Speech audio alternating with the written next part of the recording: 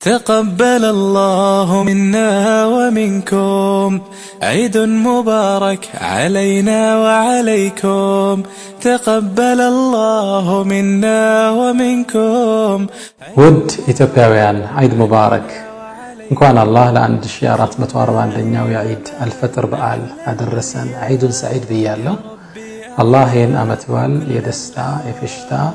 የመተሳሰብ የመተጋገዝ ያብሮነት እንዲያደርግልን ማጸናለሁ እንደምታውቁት ኮሮና ቀልድ አይደለምና ዒዱን ስናከብር ቤተ ዘመድ ጋር ስንተያየቅ አካላዊ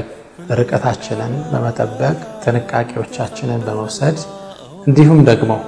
ወገኖቻችንን በመደገፍ እናሳልፈው ብዬ መልእክቴን አስተላልፋለሁ داقم عيد سعيد عيد مبارك تقبل الله منا ومنكم عيد مبارك علينا وعليكم